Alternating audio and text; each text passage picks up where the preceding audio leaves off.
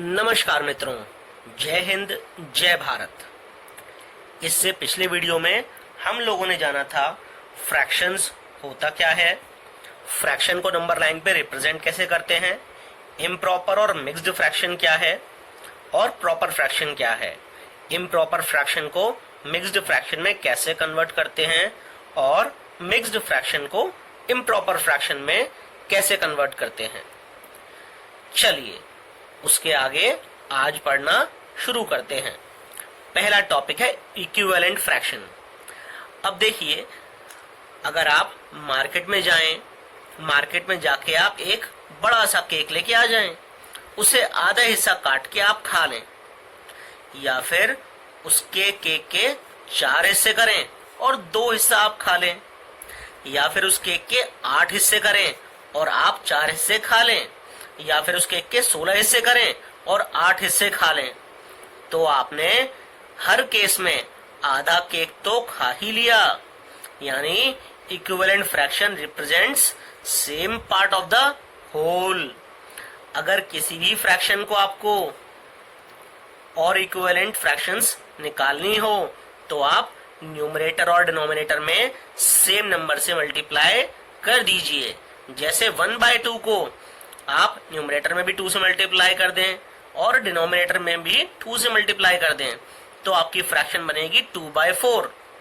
Similar way में 1/2 को ऊपर नीचे दोनों जगह पे 4 से मल्टीप्लाई कर दें तो आपकी फ्रैक्शन बनेगी 4/8।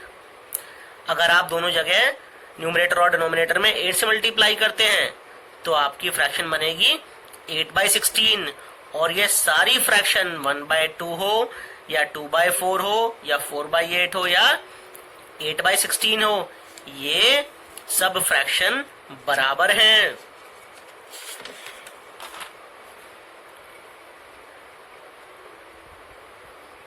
अगर आपको किसी भी फ्रैक्शन का इक्विवेलेंट फ्रैक्शन निकालनी है तो आप न्यूमरेटर और डिनोमिनेटर दोनों को सेम नंबर से मल्टीप्लाई कर दीजिए। या फिर आप क्या कर सकते हैं, अगर आपको बड़े नंबर्स दिए हैं न्यूमरेटर में भी डिनोमिनेटर में भी जिनके की कॉमन फैक्टर्स हैं, तो आप ऊपर और नीचे यानी न्यूमरेटर और डिनोमिनेटर दोनों को सेम नंबर से डिवाइड कर दीजिए। आपको छोटी इक्विवेलेंट फ्रैक्शन मिल जाएगी। आइए आगे देखते हैं, एग्जाम्पल समझते हैं। जैसे 12/15 आपको दिया हुआ है। 12/15 में जो आपके फैक्टर्स हैं, कॉमन फैक्टर कौन से हैं? कॉमन फैक्टर है 3। तो ऊपर नीचे अगर आप 3 से इसको डिवाइड कर दें तो 12 डिवाइड बाई 3 इज 4। 15 को 3 से डिवाइड करें तो 15 डिवाइड बाई 3 इज 5। तो 12/15 का इक्विवेलेंट फ्रैक्शन है 4/5।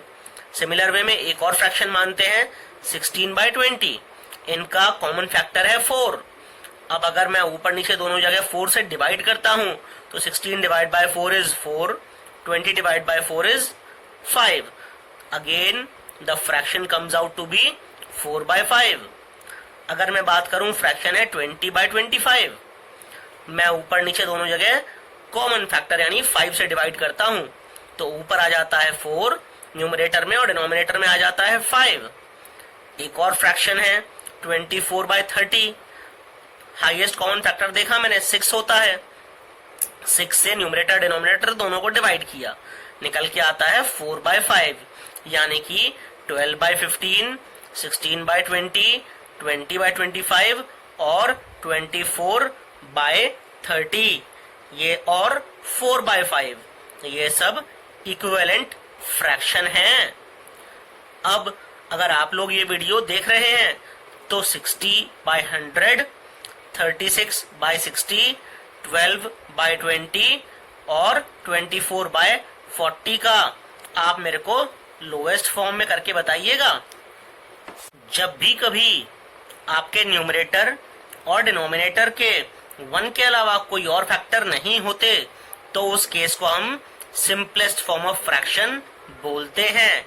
जैसे मैंने पिछला एग्जांपल लिया था 12/15, इनका कॉमन फैक्टर 3 था, मैंने 3 से डिवाइड किया था तो मेरे पास एंड में आया था 4/5। अब 4 और 5 में से अगर कॉमन फैक्टर देखा जाए तो 1 के अलावा इनका कोई भी कॉमन फैक्टर नहीं है, तो this is the simplest form of fraction. Similar way में अगर मैं 4/6 की बात करूं तो इनका HCF होता है 2। मैं ऊपर और नीचे दोनों जगह 2 से डिवाइड करता हूं तो मेरे पास निकल के आता है 2/3। 2/3 जो है ये सिंपलेस्ट फॉर्म है फ्रैक्शन का। अगर आपको किसी भी फ्रैक्शन का सिंपलेस्ट फॉर्म निकालना हो तो उसका सबसे आसान तरीका है आप न्यूमरेटर और डिनोमिनेटर का HCF निकाल लीजिए और दोनों न्यूमरेटर और डिनोमिनेटर को HCF से डिवाइड कर दीजिए। एग्जाम्पल से समझते हैं 24/36। अब देखिए 24 और 36 का मेरे को हाईएस्ट कॉमन फैक्टर निकालना है। HCF निकालना मैं अपने पिछले वीडियो में बता चुका हूं आप लोगों को, लेवल 6 के पार्ट 6 में। तो 24 के फैक्टर्स होते हैं 2, 2, 2 और 3। 36 के फैक्टर्स होते हैं 2, 2, 3, 3। मैंने इनमें से कॉमन वैल्यूज निकाली। कॉमन वैल्यूज, कॉमन पहला 2 मल्टीप्लाइड बाय दूसरा 2 मल्टीप्लाइड बाय कॉमन वाला 3। HCF निकल के आया 12। यानी कि मुझे सिंपलेस्ट फॉर्म के लिए न्यूमरेटर और डिनोमिनेटर को 12 से डिवाइड करना पड़ेगा। 24 को भी 12 से डिवाइड, 36 को भी 12 से डिवाइड, तो आंसर आएगा 2/3। अब 2/3 का कोई भी 1 के अलावा कॉमन फैक्टर नहीं है। So this is the simplest form of fraction और this fraction is in lowest form. अभी तक हमने सीखा कि किसी भी फ्रैक्शन के इक्विवेलेंट फ्रैक्शंस कैसे और ज्यादा बना सकते हैं और कैसे किसी भी फ्रैक्शन को उसके सिंपलेस्ट फॉर्म में लिख सकते हैं। चलिए एक रोचक तथ्य यानी फैक्ट जानते हैं अपने फ्रैक्शंस के बारे में।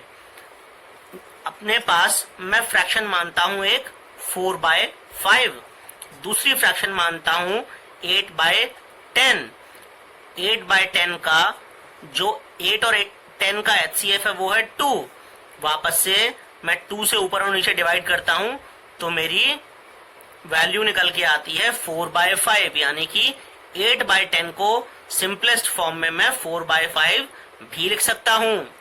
एक खास बात, मेरे पास अगर दो फ्रैक्शंस हैं 4/5 और 8/10 और मैं पहली फ्रैक्शन का न्यूमरेटर मल्टीप्लाई करता हूं दूसरी फ्रैक्शन के डिनोमिनेटर से तो क्या हो जाएगा 4 मल्टीप्लाइड बाय 10 यानी कि 40।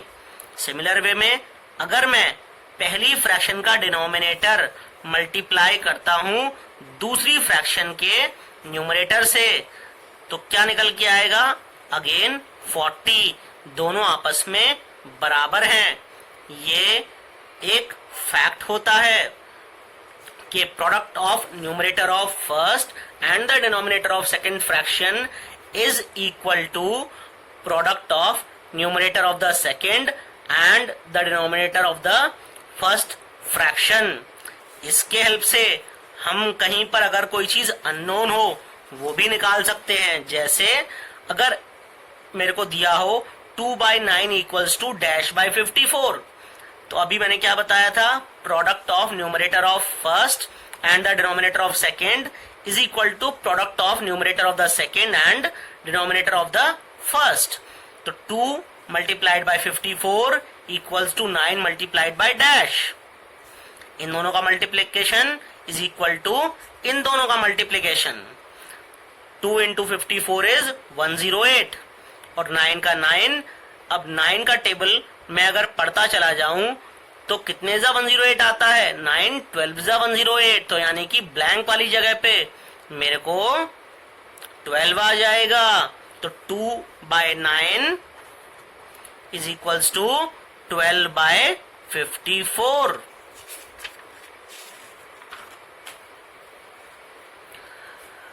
फ्रैक्शंस के बारे में कुछ और रोचक तथ्य जानते हैं। अगर फ्रैक्शन का न्यूमरेटर कुछ भी हो लेकिन डिनोमिनेटर सेम हो, जैसे 1/5, 2/5, 9/5, इन सबको हम लाइक फ्रैक्शंस बोलते हैं। और अगर डिनोमिनेटर अलग हो, जैसे 1/7, 1/8, 1/4, 2/9, ये सब अनलाइक फ्रैक्शंस होती हैं। यानी कि fractions with same denominator are called like fractions. अगला टॉपिक है कंपेयरिंग फ्रैक्शंस। अब अगर मैं आपसे बोलूं कि आपको 2.5 चॉकलेट चाहिए या फिर 1.5 चॉकलेट, ये तो सच्चाई है कि आप 2.5 चॉकलेट वाली चीज या वो वाला पैकेट लेंगे। क्यों? क्योंकि भाई ज्यादा है, ये तो हमें साफ साफ समझ में आ रहा है कि 2.5 यानी 2 तो पूरी है और 1 आधी है, और यहाँ पे 1 पूरी है और आधी है बस। लेकिन अब अगर आपको बोला जाए आप हाफ चॉकलेट लेंगे या 1/3, तो आप कैसे निकालेंगे? अज्यूम कर लेते हैं 2 चॉकलेट्स हैं सेम साइज की, एक को मैं 2 टुकड़ों में बांट देता हूं, यानी कि हाफ ये और हाफ ये, और दूसरी वाली चॉकलेट को मैं 3 टुकड़ों में बांट देता हूं, पहला टुकड़ा, दूसरा टुकड़ा और तीसरा टुकड़ा। अब आप खुद बताइए, आप हाफ चॉकलेट लेना चाहेंगे या फिर 1/3 चॉकलेट लेना चाहेंगे? आप हाफ चॉकलेट लेना चाहेंगे। क्यों? क्योंकि हाफ वाली चॉकलेट ज्यादा है। सिमिलर वे में 1/4 बड़ा है या 3/10 बड़ा है, ये आप कमेंट बॉक्स में कमेंट करके मुझे जरूर बताइएगा। लाइक फ्रैक्शंस के बारे में हमने पढ़ा था। लाइक फ्रैक्शंस वो होती हैं जिनका डिनोमिनेटर सेम होता है। अब मैं अगर आपसे बात करूं एग्जांपल लेके कि ये पिज्जा है, इसके टोटल 6 पीसेज हैं और ये हो गए आपके 2/6। एक और मैं बात करूं 2/6 की और एक और मैं बात करूं 4/6 की, तो क्या ज्यादा है? 4/6 ज्यादा है। इसलिए लाइक फ्रैक्शंस में जिसका भी न्यूमरेटर ज्यादा बड़ा होता है वो वाली फ्रैक्शन बड़ी होती है। जैसे एक और एग्जांपल 2/7 और 5/7, इस केस में क्या बड़ा होगा? इस केस में बड़ा होगा 5/7। अब बात करते हैं अनलाइक फ्रैक्शंस की। अगर फ्रैक्शन का डिफरेंट डिनोमिनेटर होता है तो उन फ्रैक्शंस को हम अनलाइक फ्रैक्शंस कहते हैं। जैसे 2/3, 1/5, 3/4। अब अनलाइक फ्रैक्शंस का भी 2 केस आते हैं। ऐसी अनलाइक फ्रैक्शंस जिनका की न्यूमरेटर सेम होता है, जैसे 1/3 और 1/5। अगर एक चॉकलेट के मैं 3 टुकड़े कर दूं और वैसी ही सेम चॉकलेट के मैं 5 टुकड़े कर दूं, तो 1/3 ज्यादा बड़ा पीस होगा या 1/5 ज्यादा बड़ा पीस होगा? ये ऑब्वियस है कि 1/3 बड़ा पीस होगा। सिमिलर वे में अगर मैं बात करूं कि एक चॉकलेट के मैं 5 पीस करूं और वैसी ही सेम चॉकलेट के मैं 8 पीस करूं और इन 5 में से 4 पीस खा लूं या फिर इन 8 में से 4 पीस खाऊं, तो किस वाले केस में मैंने ज्यादा चॉकलेट खाई? मैंने ज्यादा चॉकलेट 4/5 वाले केस में खाई।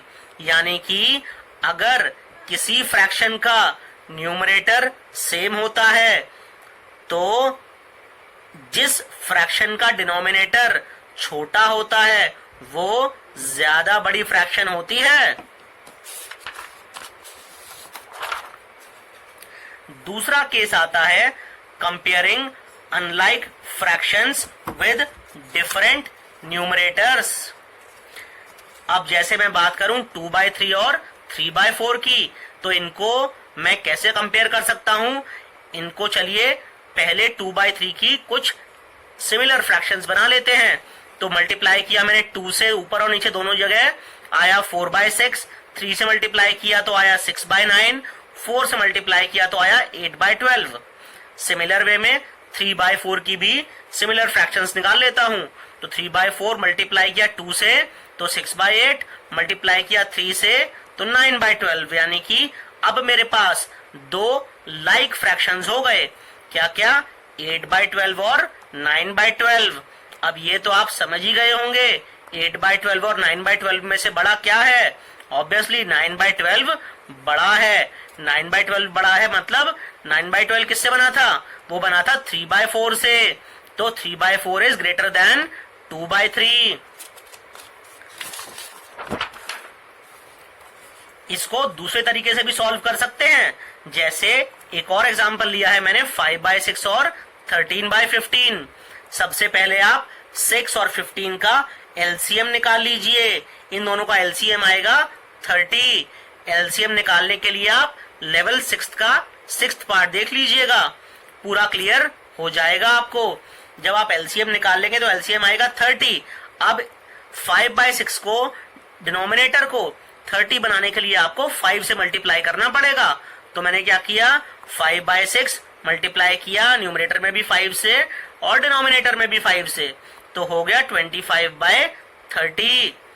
और दूसरी फ्रैक्शन यानी कि 13/15 को, इसके डिनोमिनेटर को 30 बनाने के लिए मेरे को क्या करना पड़ेगा, मेरे को मल्टीप्लाई करना पड़ेगा 2 से। तो मैंने 13/15 को न्यूमरेटर और डिनोमिनेटर दोनों में 2 से मल्टीप्लाई किया, तो आया 26/30। अब इजीली आप बता सकते हैं कि 26/30 बड़ा है या फिर 25/30 बड़ा है। ये तो ऑब्वियस है 26/30 बड़ा है, इसलिए 13/15 इज ग्रेटर देन 5/6। इस वीडियो में बस इतना ही। जय हिंद, जय भारत।